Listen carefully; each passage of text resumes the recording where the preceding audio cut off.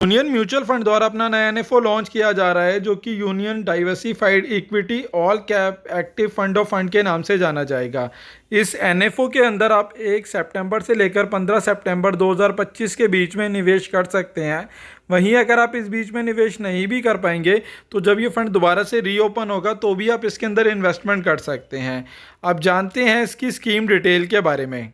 अक्सर देखा जाता है कि कभी लार्ज कैप फंड अच्छा परफॉर्मेंस देता है तो कभी मिड कैप और कभी स्मॉल कैप। तो उस स्थिति के अंदर हम हर बारी अपने फ़ंड को एक फ़ंड से दूसरे फ़ंड में स्विच नहीं कर सकते, क्योंकि उस समय जो है टैक्सेशन का इशू आ जाता है। क्योंकि हम अगर 1 साल से पहले अपने किसी भी फ़ंड को स्विच करते हैं तो उसके ऊपर आपको एक तो मोटे तौर पर ज़्यादातर फ़ंडों के अंदर 1% का एग्ज़िट लोड लगता है। वहीं अगर आपको उसके अंदर प्रॉफिट हो रहा होता है और आप उसे 1 साल से पहले स्विच करते हैं तो उसके ऊपर आपको 20% का short term capital gain tax देना होता है।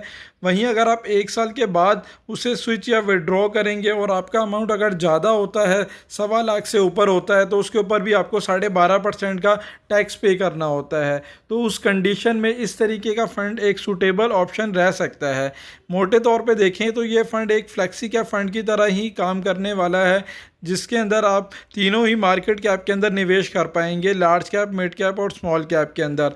इस चीज़ को मार्केट कंडीशन के अकॉर्डिंग फ़ंड मैनेजर उसे जहाँ भी सूटेबल लगेगा उस तरीके से वह स्विच या अदर कैटेगरी की कंपनियों में इसके अंदर इन्वेस्टमेंट कर सकता है। फंड का एसेट एलोकेशन देखें तो उसके अंदर 90 से लेकर 100% तक इक्विटी और इक्विटी रिलेटेड इंस्ट्रूमेंट के अंदर निवेश रहने वाला है। वहीं डेब्ट और मनी मार्केट के अंदर भी 10% तक निवेश किया जा सकता है और कैश और मनी मार्केट के अंदर भी इसके अंदर 10% तक इन्वेस्टमेंट हो सकता है। बात करें स्कीम डिटेल की तो ये union diversified equity all cap active fund of fund के नाम से जाना जाएगा। इस एनएफओ के अंदर आप 1 सितंबर से लेकर 15 सितंबर 2025 के बीच में निवेश कर सकते हैं। वहीं अगर आप इस बीच में निवेश नहीं भी कर पाते तो जब ये फ़ंड दोबारा से रीओपन होगा तो भी आप इसके अंदर इन्वेस्टमेंट कर सकते हैं। इस फंड के अंदर आप रेगुलर और डायरेक्ट दोनों ही मोड के थ्रू इन्वेस्टमेंट कर सकते हैं और ग्रोथ और आईडीसीडब्ल्यू में से किसी भी एक ऑप्शन का चुनाव कर सकते हैं।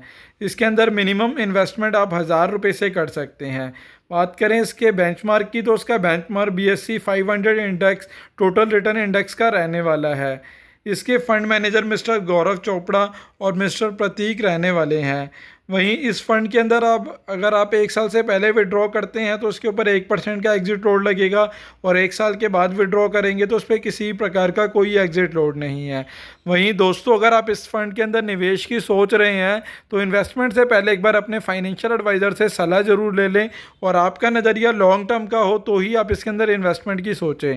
दोस्तों, आशा करता हूँ मेरे द्वारा दी गई जानकारी आपके लिए उपयोगी सिद्ध होगी और यदि आपको वीडियो अच्छा लगा हो तो प्लीज़ इसे लाइक शेयर करें और चैनल अभी तक आपने सब्सक्राइब नहीं किया है तो प्लीज़ इसे सब्सक्राइब करें। धन्यवाद दोस्तों।